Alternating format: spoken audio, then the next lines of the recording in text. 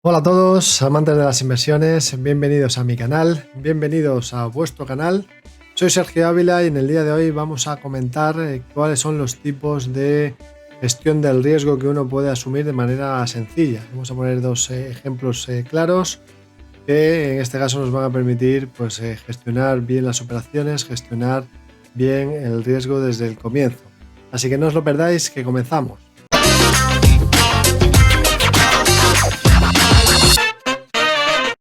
Bueno, pues aquí tenemos esta hoja de cálculo en la que vamos a analizar exactamente, vamos a comentar los diferentes tipos de gestión monetaria, ¿no?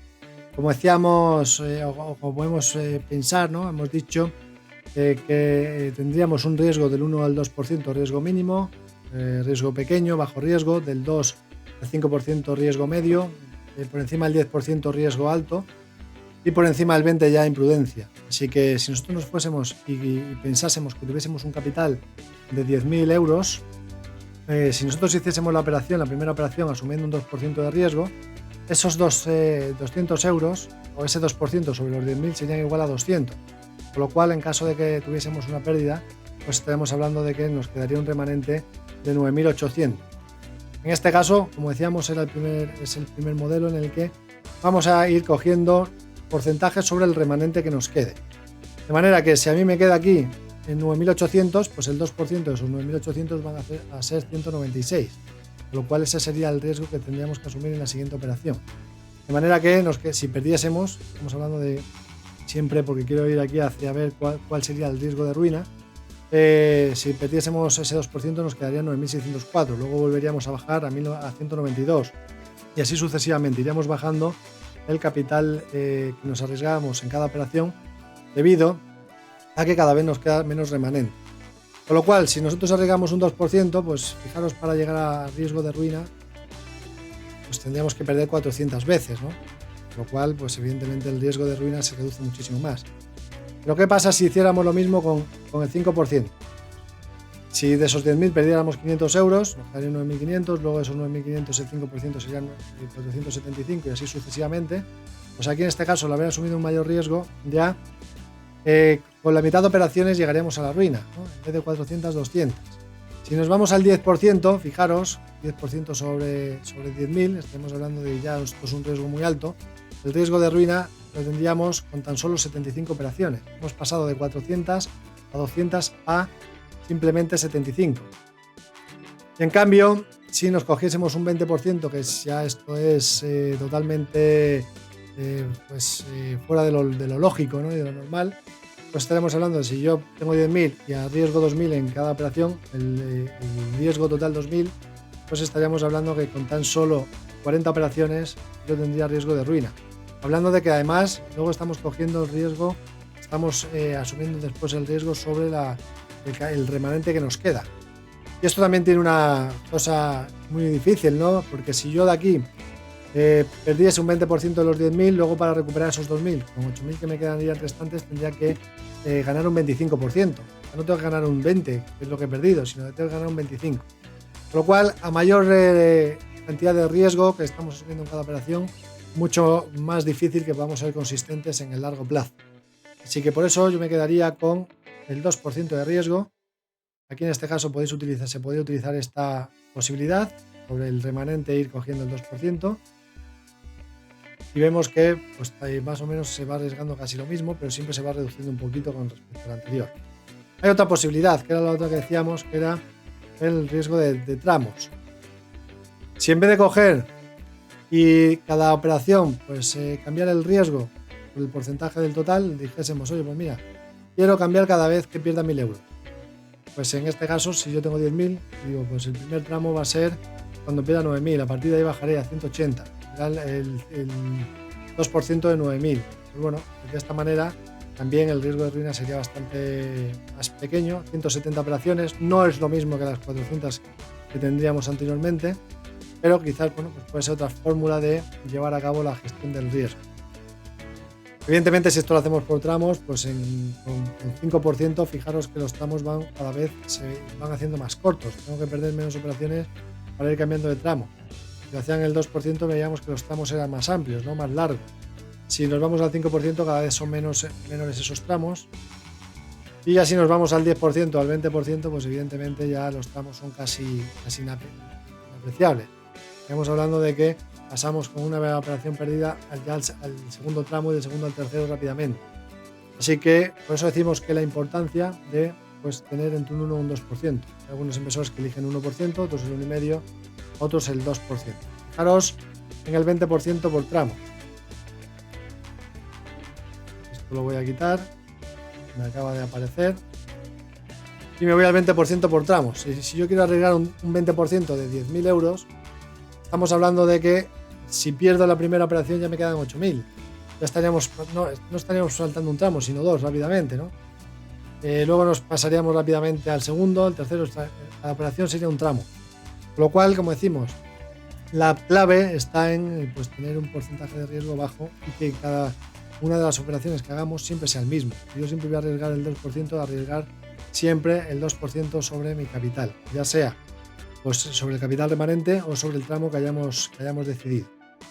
¿Cómo vamos a poner esto un ejemplo? Bueno, pues vamos a suponer, voy a poner aquí algunas acciones que pudieran estar bien. Antes habíamos marcado Descom, vamos a ver cómo está ahora mismo.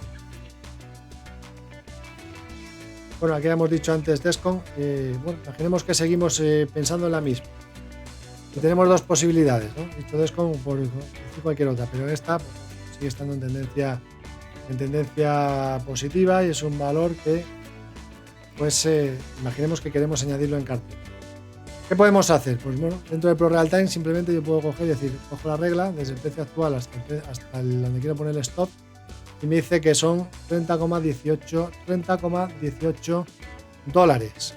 Bueno, pues con un Excel básico, podéis ver aquí, pongo el capital y digo, bueno, ¿cuánto capital tengo?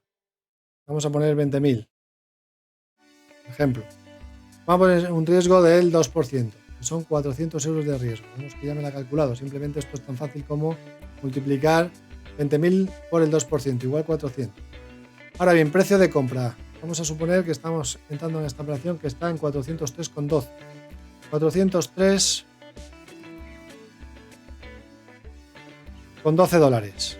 Y vamos a suponer que queremos poner el stop debajo del mínimo previo que está en los 373,43. 373,43. Vamos a suponer que nosotros después de hacer esta operación pensamos que este valor pueda llegar a los máximos de nuevo. Por poner un ejemplo, ¿no? A los 456,16. 456,16. Bueno, pues ¿qué nos está diciendo esto? Pues yo lo que tengo aquí es el precio de compra, precio del stop, aquí hago la diferencia en puntos, en este caso en dólares, y digamos que yo lo único que he hecho aquí ha sido restar el precio de compra, el nivel que quiero poner el stop. Y ahora me dice número de títulos. ¿Cómo me calcula el número de títulos? Pues simplemente dividiendo los 400 euros de riesgo entre la diferencia en dólares que yo quiero poner, ¿no? Si yo divido 400 entre 29,69 me dice que lo máximo que puedo coger son 13 títulos, 13,47, evidentemente los títulos en acciones no se pueden dividir, con lo cual serían 13 títulos, 13 CFD sobre este valor o 13 acciones si operan en contado sobre este valor o 13 barreras si opero con barreras sobre este valor, ¿no? Si hubiese en este caso la barrera. ¿Y qué me ha hecho también? Pues yo le he calculado el precio límite que yo quiero poner objetivo de salida, a esto le resto el precio de compra y me sale esta diferencia, ¿no? Límite menos precio de compra 53,04. Y ahora calculo automáticamente el ratio beneficio-pérdida. Divido la diferencia en puntos límites entre la diferencia en puntos del stop y me dice que el ratio beneficio-pérdida son 1,78 veces. Es decir, cada vez que gane, ganaré 1,78 veces lo que perderé cada vez que pierda.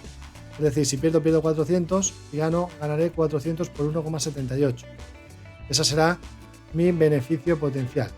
De esta manera, pues yo lo que puedo hacer es tener muchas menos garantías, porque simplemente me van a pedir las garantías de 13 por 400. Vamos a poner aquí con una calculadora fácil. Y digamos que digo, pues 13 títulos por 403 dólares, 303,12 por 13 títulos, esto tendría un valor nominal de 1.209 dólares. Como sé que si operan CFDs me piden un 20%, estamos hablando, me pedirían una garantía de 241 dólares. Con lo cual, bueno, esto me permite diversificar. Yo puedo hacer muchas operaciones teniendo el riesgo totalmente controlado, sabiendo que si pierdo una de las operaciones voy a perder 400. Si hago 10 operaciones y pierdo 3 y gano 7, y cada vez que gano una vez y media, 2 veces lo que estoy ganando, pues evidentemente al fin y al cabo estaré acumulando beneficios y tendré una cartera positiva. Vamos a poner este mismo ejemplo con algún índice. Me voy a ir directamente a los turbos, porque en este caso hemos dicho antes que cuando invertimos con CFD lo mínimo es un contrato, pero si yo me voy por ejemplo a turbos 24, y yo me voy por ejemplo a índices, y tenemos por ejemplo el índice del el SP500. Vamos a suponer que yo quiero invertir aquí y digo, pues mira, quiero invertir en el SP500 con este nivel de knockout, ¿vale? El nivel de knockout es el stop que yo quiero poner, el stop garantizado. Este nivel de knockout que está por debajo del mínimo previo, ¿no? Imaginemos. Pues ¿cómo haría yo esto? Pues vuelvo al ejemplo. En este caso me voy a poner lo mismo y digo, ¿a qué precio estamos ahora mismo? Está cotizando 3.490. Pues 3.490 sería el precio de entrada. El stop, que es el que hemos puesto en knockout, lo hemos dicho en 3.436.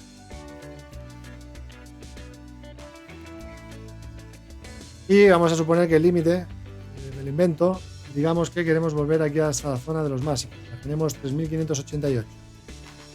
Pues en este caso pongo el límite 3.588.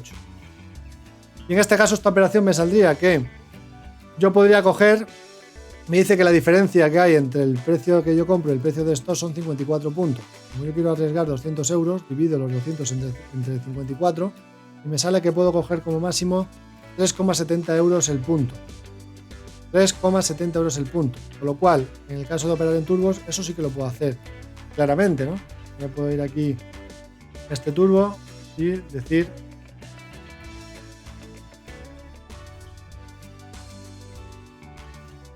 voy a venir a índices, lo hemos marcado, estoy poniendo alerta, voy a poner operación, perdón. Tengo que poner aquí en operación, ponemos este que es el que hemos dicho antes y digo, mira, si yo quiero que el turbo tenga un coste o una ganancia o pérdida de 3,70 euros por cada turbo, pues yo lo que haría es coger y decir 370 turbos. Aquí ponemos a mercado, que es el precio actual, y me dice que si yo cojo 370 turbos, que es el valor total, pues le estaría ganando 3,70 euros por cada punto que se mueva el subyacente. El subyacente pasa de 3.491 a 3.492, pues le estaré ganando 3,70 euros, que es el riesgo que mi gestión del riesgo me ha permitido. De manera que si llegase un momento dado en que saltase mi stop, el nivel de knockout, pues yo lo que perdería como máximo sería lo que yo claramente había definido, ¿no? Que eran 200 euros. El 2% sobre los 10.000. Con lo cual, bueno, pues esta quizás es la forma más sencilla de hacerlo. Se puede hacer así o simplemente pues se puede ir haciendo, como digo, si esto pasase, si perdiese la primera operación y me quedase 9.800, luego lo puedo ir cambiando aquí y automáticamente lo puedo ir calculando. Y cualquier cosa que necesitéis, pues estamos a disposición, como digo, a través de Twitter, me tenéis ahí. Así que espero que haya podido ser de ayuda. Hasta pronto y buen trading. Un saludo a todos.